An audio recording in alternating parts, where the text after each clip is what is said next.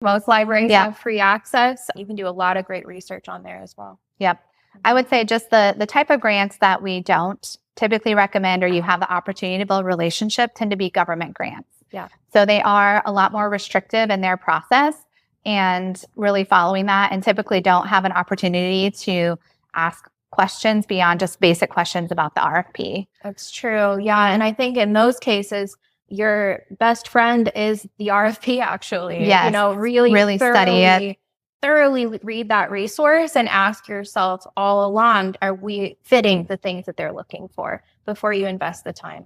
Right. Absolutely. Because those can be even more restrictive of both in the application process and then actually what you can fund with those grant funding opportunities. And I would say too, and the uncertainties of this year in 2025, there's been a lot of changes in government funding, and we're not saying don't go after it, but also, let's not put all of our eggs in one basket. And I would say that's the big takeaway that we often tell our nonprofits is that you don't want to be too heavy on one funding source. Yes. Right? It's important that you do have diversity. You don't need to have all the different types of funding opportunity, but there's, as we talked earlier, there's pros and cons, right?